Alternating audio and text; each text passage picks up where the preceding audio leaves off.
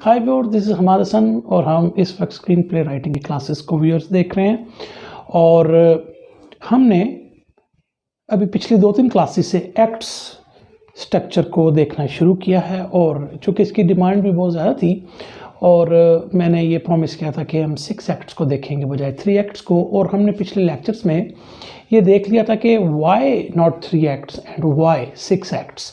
तो ये तो एक इम्पॉर्टेंट बात है। और मैंने ये जो पिछली जो हमारी क्लास थी उसका जो अगर मैं कंक्लूजन निकालूँ तो ये था, एक्ट्स जो होते हैं, जो 3 एक्ट स्ट्रक्चर की बात करते हैं, तकरीबन तमाम एक्शंस में मौजूद होती है और उसमें कोई ऐसी बात नहीं होती कि जिसको हम स्टोरी के पॉइंट ऑफ व्यू से इम्पॉर्टेंट समझें, जो कि बात हम आज तक सुनते आए हैं फ्रॉम एरिस्टोटल।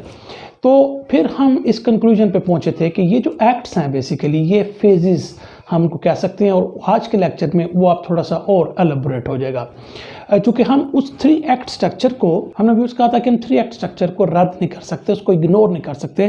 तो हमने फिर उस एक्ट्स का नाम रखा था फेजेस, चूँकि उसको ही मैं आगे पर एम्प्लॉय करूँगा।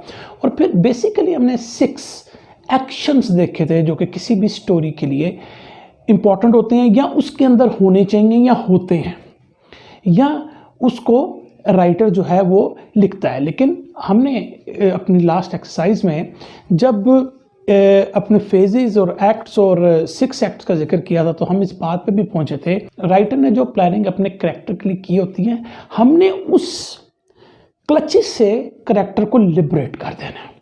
जब हम लिबरेट कर देंगे तो फिर अब वो जो कैरेक्टर होगा बेसिकली उस एक्ट्स के अंदर, वो 6 अगर एक्ट्स हैं तो उन एक्ट्स के मुताबिक वो स्पेसिफिक एक्शंस लेगा टू अचीव हिज गोल।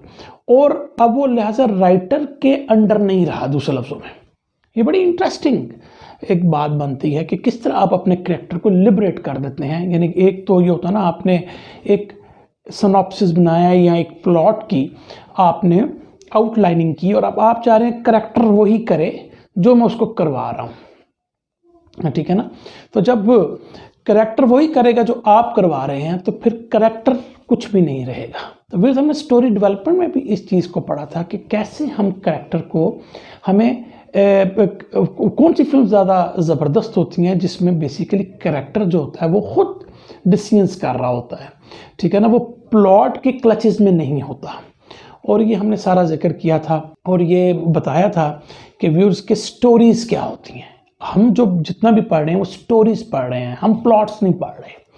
तो स्टोरीज़ और प्लॉट्स में मैंने एक बड़ी तफसीलन ये सारी क्लासेस की हुई हैं। आप डिटेल में इन सारी चीज़ों को मेरे पिछले लेक्चर्स में देख सकते हैं। स्टोरी, सिचुएशंस, ये क्या चीज़ें होती हैं, सिचुएशन क्या होती है, स्टोरी क्या होती है, सब हम कर चुके हैं। तो व्यूअर्स, हमने लास्ट लेक्चर तक हमने 6 एक्ट्स के नाम भी हमने देख लिए थे और हमने देख लिया था कि ये क्या होते हैं। अब उसी को हम थोड़ा सा एलेबोरेट करेंगे और देखेंगे कि अब ये जो 3 एक्ट स्ट्रक्चर है क्या इसको उठा के फेंक दें।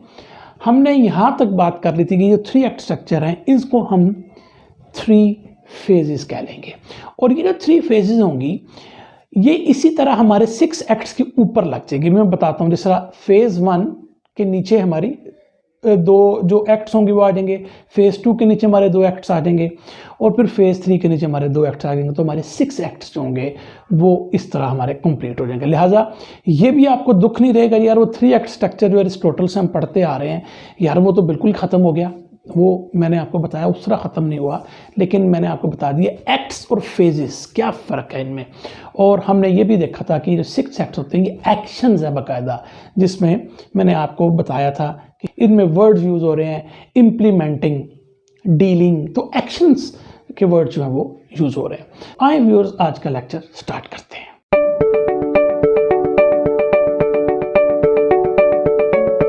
तो व्यूअर्स, इससे पहले कि हम इसको थोड़ा सा और एक्सप्लेन करें, हम अपनी डाई हार्ड की फिल्म को दोबारा लेते हैं और उसमें हम एक आध एक्ट का इस एग्जाम्पल से पहले जिक्र लेते हैं कि कैसे, ठीक है। हमें पता है कि पहला एक्ट होता है हमारा कि dealing with the imperfect situation. इसका मतलब ये हुआ कि जब हम एक स्टोरी स्टार्ट करेंगे तो कैरेक्टर एक इम्परफेक्ट सिचुएशन में होगा। थोड़ा सा आगे हम इसका भी जिक्र करेंगे। इस तरफ आप ये समझें कि वो इम्परफेक्ट सिचुएशन में होगा और यानी कि खुद भी और उसके जो सर्कमस्टेंसेस भी हैं। लिहाजा जब भी स्टोरी आप स्टार्ट करते हैं उसमें हमें कैरेक्टर को जो डिलेमा देना है वो ज़रूरी नहीं कि उसके स्टार्टिंग में आए। हमने उसके डिलेमा का जिक्र करना है, लेकिन उससे पहले हम जब जिसको हम सेटअप कह रहे हैं फेज़ 1 में इसको लेकर आएंगे, उसके अंदर हम देखेंगे कि वो एक इम्परफेक्ट सिचुएशन में होगा। अब हम डाई हार्ड की एग्जाम्पल लेते हैं इस एक्ट के लिए। अब आप देखें कि जब फिल्म स्टार्ट हुई है, हालांकि वो एरोप्लेन में होता है, लेकिन एक मिनट ज़रा मेरी इसमें आप थोड़ा सा जिक्र देखिएगा। जॉन जो हमारा हीरो है, वो जब अपनी वाइफ होली से मिलने जाता है तो वो बेसिकली क्या है, वो रिकनसाइल करने जा रहा है, बीवी को मनाने जा रहा है दूसरे लफ्ज़ों में, या बीवी से सुलह करने जा रहा है दूसरे लफ्ज़ों से। तो अब क्या ये कोई एक परफेक्ट सिचुएशन है? नो। आप जब कभी अपने आप में से अगर कुछ जो भी लोग शादीशुदा होंगे तो आप देखते होंगे कि कई दफ़ा आप अपने फ्रेंड से जिक्र करते होंगे, यार आज मेरी बीवी के साथ जो है वो मेरे कुछ मामलात चल रहे हैं, वो उस वजह से मैं टेंशन में हूँ, मैं डिप्रेशन में हूँ, पता नहीं वो क्या मसला। तो अब बेसिकली क्या वो सिचुएशन नॉर्मल होगी? नहीं। या क्या वो सिचुएशन परफेक्ट होगी? नहीं। सेम केस डाई हार्ड में देखें कि जॉन की इस वक्त सिचुएशन जो है वो परफेक्ट नहीं है। तो वो कौन सी सिचुएशन से डील कर रहा है?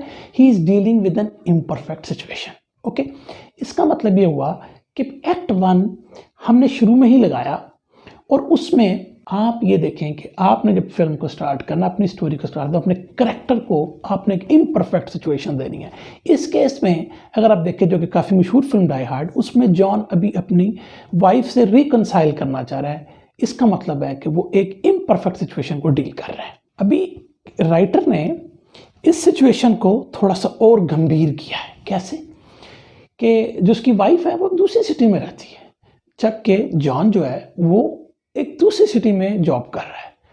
ठीक है, ये भी कोई परफेक्ट सिचुएशन नहीं कि मियाँ बीवी हैं, पति पत्नी हैं और वो इकट्ठे नहीं रह रहे, तो एक और इम्परफेक्ट सिचुएशन होगी।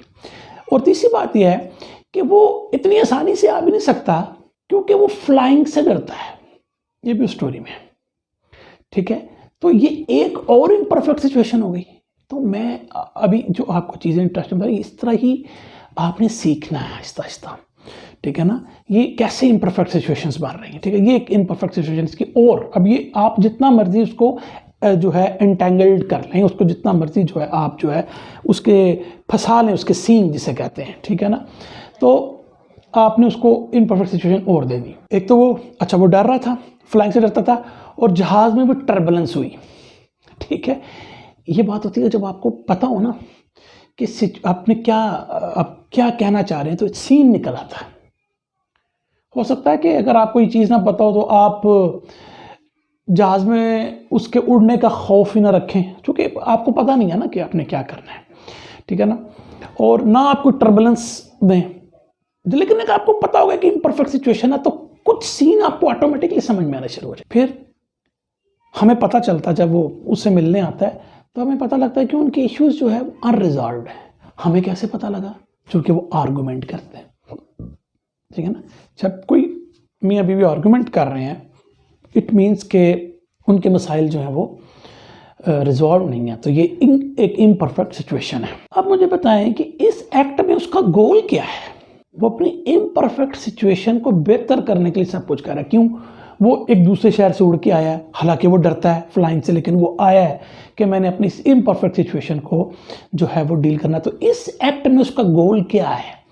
अपनी बीवी को मनाना। इस केस में, इस फिल्म के अंदर, तो ये उसका एक्ट 1 है, जिसके लिए वो एक्शंस ले रहा है।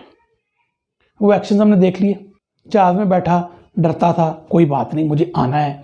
ठीक है, दूसरे शहर से आना है, इतने मील उड़ के वो आया। ये एक कोई वो नहीं कि हमसाये में बीवी चली गई, एक शहर के अंदर रूट के चली गई, वो चक्कर नहीं है। ठीक है, और दोनों मुख्तलिफ सिटीज़ में रहते हैं, बड़ी बात होती है। तो वो ये सब कुछ करके आया, तो वो बेसिकली क्या कर रहा है? अपनी इम्परफेक्ट सिचुएशन को बेहतर करने की कोशिश कर रहा है।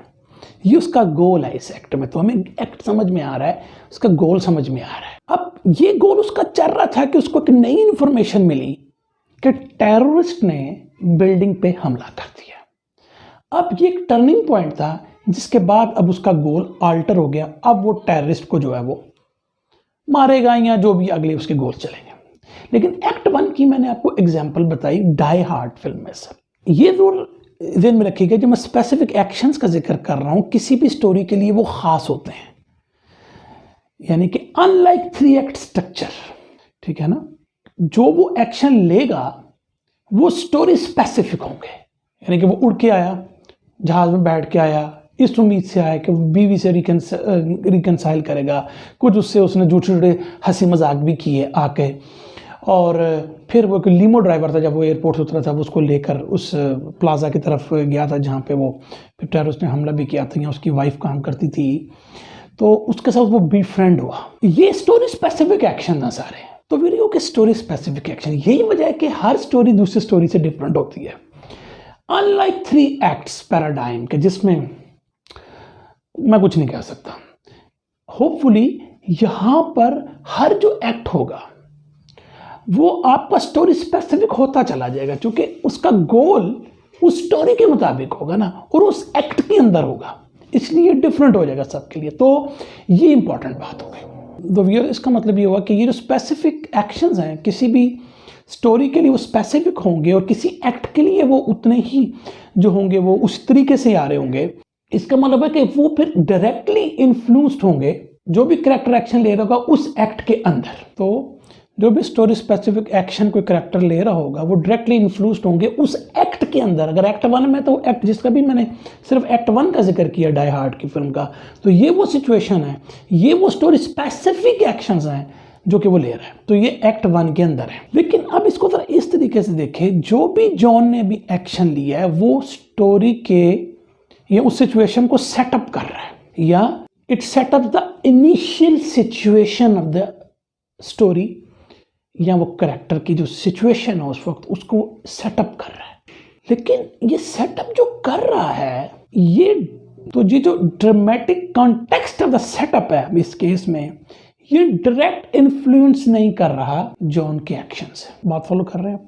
यानी कि आल्दो के हमें पता चल रहा है कि ये एक इनिशियल सेटअप है स्टोरी का, कि वो उड़ के आया, ठीक है, वो एक इम्परफेक्ट सिचुएशन में है। लेकिन अगर आप इसको इस तरीके से देखें, जब हम 3 एक्ट्स का जिक्र कर रहे होते हैं खाली, जो कि हमारे टोटल से हम चलाते आ रहे हैं, तो ये पता तो लग रहा है कि ये सेटअप है। आप फिल्म देख रहे होंगे, यार ये सेटअप है, ये उड़ के आ रहा है, इसकी बीवी का एक सेटअप है। लेकिन क्या वो जो सेटअप है वो डायरेक्ट इन्फ्लुएंस हो रहा है, यानी वो जो ड्रामेटिक कॉन्टेक्स्ट आपने पेश किया, वो जहाज में उड़ के आ रहा है, वो अपनी बीवी से मिल रहा है, वो जो ड्रामेटिक कॉन्टेक्स्ट है, क्या वो जॉन के एक्शन से डायरेक्ट इन्फ्लुएंस हो रहा है? नो। क्यों? क्योंकि ये जॉन का डिजायर है कि वो अपनी इम्परफेक्ट सिचुएशन को बेहतर करे। It is a desire of the character, not the writer. It is the desire of the character कि वो रिजॉल्व करे अपनी सिचुएशन को, जिसकी वजह से फिर वो एक दूसरे शहर से इसके अपनी वाइफ के शहर में आता है। ओके, यानी कि अगर आप एज अ राइटर इसको लिख रहे हैं, तो आप जिस तरह लिख रहे हैं, सपोज के वो एक दूसरे शहर से दूसरे शहर में जा रहा है अपनी बीवी को मनाने के लिए, लेकिन इसमें ड्राइविंग फोर्स वो करेक्टर है, जो कि वो चाह रहा है कि वो अपनी इम्परफेक्ट सिचुएशन को बेहतर करे। राइटर नहीं चाह रहा। राइटर ने तो प्लॉट पे बात कर लेना, करेक्टर खुद आपने जब उस एक्ट में डाल दिया, एज अ राइटर आपने उस एक्ट में डाल दिया, तो कैरेक्टर लिबरेट हो गया। कैरेक्टर ने अब अपनी इम्परफेक्ट सिचुएशन को बेहतर करना है, और उसके लिए वो दूसरे शहर में जाए, या वो आके जो है कोई और बैंक लूटे, या वो जो करे, वो लिबर्टी उस कैरेक्टर की है। और यहाँ पर वो सीन डेवलप होंगे, वो आपको पिक्चर नज़र आएगी कि यार कैसे सीन्स को बनाया जाता है। तो फिर इसका मतलब है कि वो जब ट्रैवल करके आया, वो लीमो गाड़ी में, वो टैक्सी में बैठा, उस प्लाजे में आया, साथ शायद एक गिफ्ट भी पकड़ा था, टेडी बियर था। तो क्या ये जो एक्टर या जो हमारा कैरेक्टर रिजॉल्व करना चाह रहा है अपनी इम्परफेक्ट सिचुएशन को, तो ये जो एक्शंस हैं ये फिर कैरेक्टर के अपने हैं ना। तो इसका मतलब है कि उसके एक्शन ने स्टोरी को सेटअप किया है, वाइस वर्सा नहीं है, उल्ट नहीं है। स्टोरी ने उसके एक्शंस को सेटअप नहीं किया, उसके एक्शंस ने सेटअप किया स्टोरी को। तो अब मैं फिर ये कहूँगा, ये जो बात हमें समझ में आई है कि जो हमारे 6 एक्ट्स हैं, ठीक है ना, इनके ऊपर वो कॉन्टेक्स्ट है, यानी सेटअप का, नीचे वो एक्शन हो रहे, तो उन एक्शंस ने बेसिकली आपका कॉन्टेक्स्ट सेट किया है, यानी पहले केस में जिसको हम सेटअप कह सकते हैं। और इन 6 के लिए वो 3 ड्रामेटिक फेजेस होंगी, जिनको हम पढ़ते आ रहे हैं, सिड फील्ड ने भी बता दिया, हमें एरिस्टोटल ने बता दिया, सेटअप, कन्फ्रंटेशन एंड रेजोल्यूशन।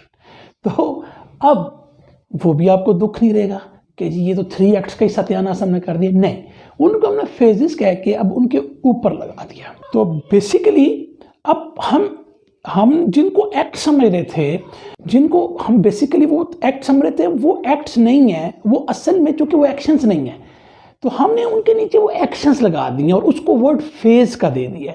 तो सेटअप के फेज में फिर हमारे 2 एक्शंस आ जाएंगे, यानी एक्ट 1 आ जाएगा, यानी फेज 1 के नीचे जिसको हम सेटअप कह रहे हैं उसके नीचे आ जाएगा एक्ट 1, क्या था हमारा, dealing with the imperfect situation, और act 2 learning the rules of unfamiliar world या अनफेमिलियर सिचुएशन। ये 2 एक्ट्स हमारे फेज 1 के नीचे आके जिसको हम सेटअप कह सकते हैं। अब फेज 2 में इसी तरह जिसको हम कन्फ्रंटेशन कहते हैं, उसमें हमारा एक्ट नंबर 3 आएगा, और वो क्या है, stumbling into the central conflict.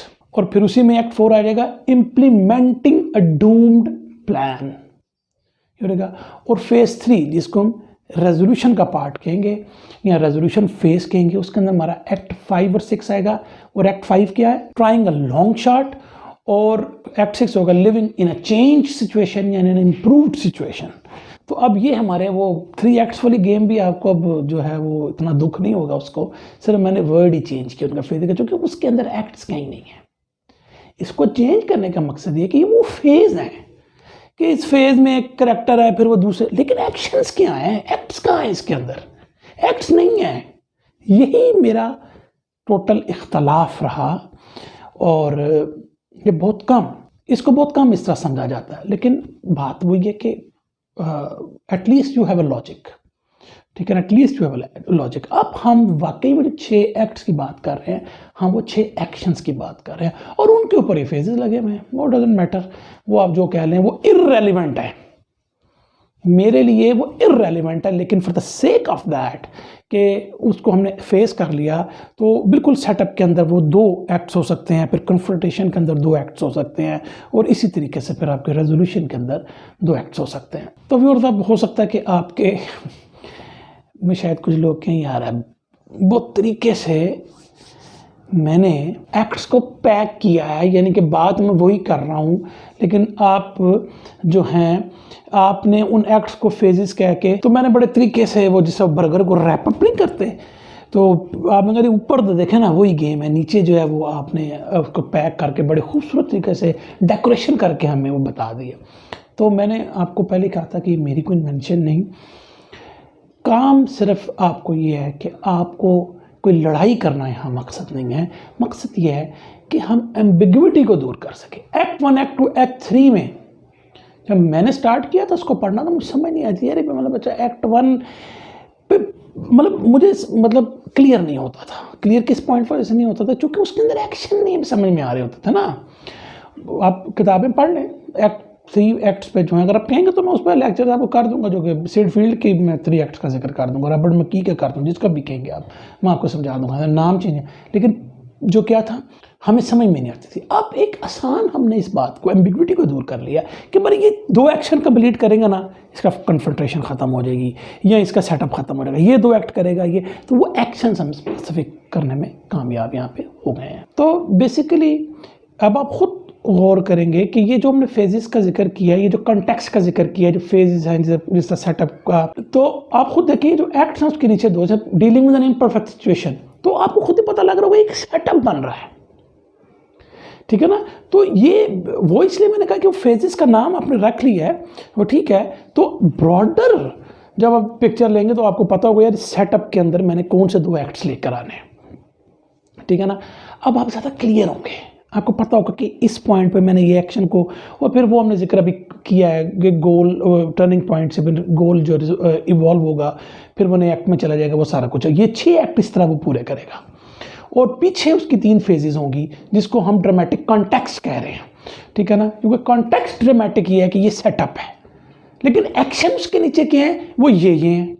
तो इस तरीके से आप इस चीज़ को आसानी से कर पाएंगे। अब इन फेजेस को अगर हम थोड़ा सा साइड पे कर दें, क्योंकि ये हमारे लिए अब इर्रेलेवेंट सी बात है, ये तो अब उन लोगों के लिए जो 3 एक्ट्स के बड़े अलंबरदार होते हैं, जिसको हम कह सकते हैं कि इसके बड़े मानने वाले होते हैं, उनके लिए हमने कर दिया। लेकिन अब ज़रा हम प्रैक्टिकल चीज़ पे आएँ, ये वेग बातों के से हट के अगर हम प्रैक्टिकल बातों पे आएँ तो अब हम देखेंगे कि अगर हम इसको अलग करें, हम बेसिकली जिक्र करेंगे जो हम पहले करके आए इवॉल्विंग गोल्स का, कि जिसकी बेसिकली 6 स्टेजेस हैं, 6 गोल उसके बन रहे हैं, ठीक है ना। तो वो हम उन फेजेस का जिक्र करें ना, या हम उन मरहलों का जिक्र करें कि जिससे वो प्रोग्रेस करेगा थ्रू द 6 एक्ट्स, ठीक है ना। वो 6 इवॉल्विंग गोल आएंगे। अब हम वो 6 स्टेजेस की बात कर रहे हैं। अब थोड़ा सा इसमें और आप ज़रा थोड़ा और फिलोसफिकल चलते हैं इसको। तो अब उन फेजेस का तो मैंने कहा लहदा कर दें, चूँकि ये 6 बेसिकली कैरेक्टर 6 स्टेजों से गुजर रहा है, क्योंकि इसके 6 गोल हैं, ठीक है, जिनको मैंने एक्ट्स कहा।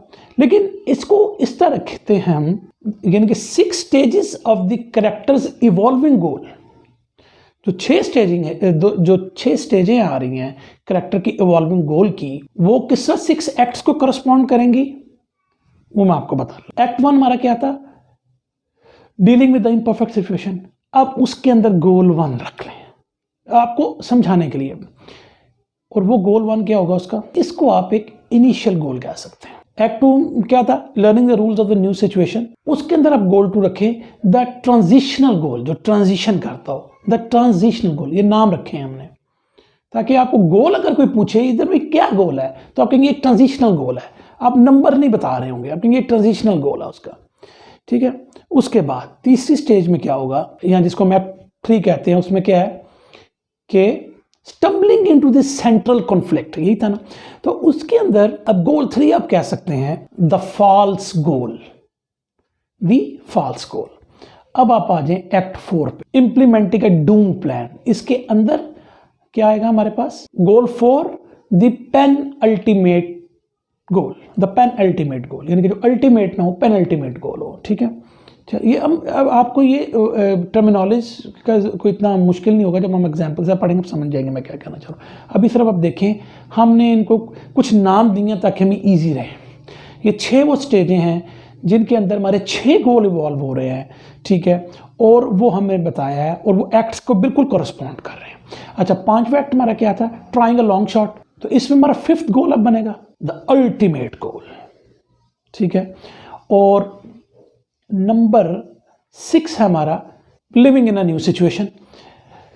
तो इसमें हमारा गोल नंबर 6 क्या बनेगा, सक्सेस और फेलियर, ठीक है ना। तो अब ये वो 6 स्टेजेस आ गई हमारे कैरेक्टर की, जिसके अंदर में एक्ट सामने उसको करस्पॉन्ड कर दिए हैं, गोल हमारे पास क्लियर हो गए हैं। अब कोई इशू नहीं है आपको पता होगा ये 15-20 मिनट की जो फिल्म मैंने लिखनी है, उसमें मेरा पहला गोल ये है, दूसरा ये है, तीसरा ये है, चौथा ये है, 5वां छठा क्लोज। तो इस तरीके से हमें इन चीज़ों की एम्बिग्विटी से बाहर निकलना है। तो वे डेफिनेटली अब इन 6 एक्ट को हम डिटेल में पढ़ेंगे, तो अब मेरे ख्याल में लेक्चर लंबे होंगे, कोई बात नहीं।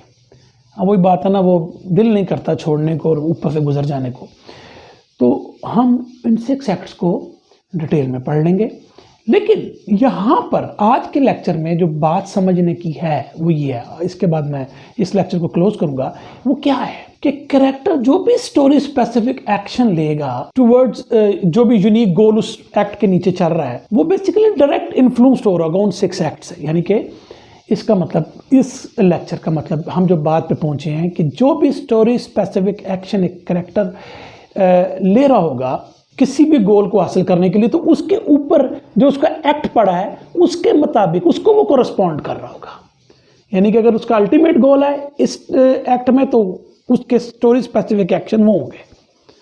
अगर वो जो है इम्परफेक्ट सिचुएशन को डील करने वाले एक्ट के नीचे होंगे, तो उसके स्टोरी स्पेसिफिक एक्शन वो वाले होंगे, जिसका जिक्र मैंने डाई हार्ड की एग्जांपल से किया। तो इस तरीके से हम लॉजिकली स्टोरी के मोमेंटम को आगे लेकर चल सकेंगे। व्यूअर्स, मैंने आपको पहले भी बताया था कि जब हम 6 एक्ट्स पढ़ेंगे उसमें मैं लॉजिकल मोमेंटम की बात करूंगा, स्टोरी डेवलपमेंट को एक तरह का साथ लेकर चल रहे होंगे। लेकिन जाहिर बात उसमें कुछ चीज़ें ऐसी होंगी जो कि मैं वक्तन फ़वक्तन आपको बीच में बताता रहूँगा।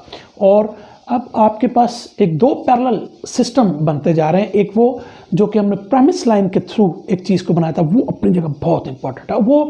वो आसान तरीका है, वो आसान तरीका है, और वो मैं कई जगहों पे सिर्फ उसी को फिट करता हूँ क्योंकि वो बेस्ट फिट होता है इसके अंदर। अब और फिर दूसरा तरीका ये है कि अगर आप वो सब कुछ बना लें, फिर आप इस एक्ट्स में, जो जहाँ पे मैंने कहा था ना कि आपको कि इन एक्ट्स को लगाएं, उधर ये वाले एक्ट्स लगाएं आप, तो अब मैं कहता हूँ कोई मसला ही नहीं रहेगा। आपको स्टोरी लिखेंगे वो मसला रहेगा।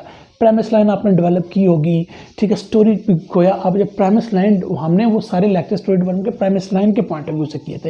वो प्रेमिस लाइन आपके पास होगी, आपको मॉरल ब्लाइंड स्पॉट का पता होगा, आपको वो स्पेसिफिक एक्शन जो उसने लेने होंगे वो पता होगा, तो उसके लिंक गोल्स का आपको पता होगा, तो आप उन एक्ट्स में, उन स्टेजेस में उनको फिट कर दें। And that's all. तो व्यूअर्स, आज के लेक्चर के हम इतना रखते हैं। अब नेक्स्ट लेक्चर से हम बारी बारी फिर एक्ट्स को डिटेल में पढ़ेंगे और उसको फिर हम फिल्म की एग्जाम्पल के साथ करेंगे। 2-3 फिल्म्स को ले लेंगे और उन्हीं को लेकर चलेंगे। तो व्यूअर्स, मुझे उम्मीद है आपको आज की क्लास पसंद आई होगी। तो व्यूअर्स, मिलते हैं बहुत जल्द नए लेक्चर में। Thank you very much.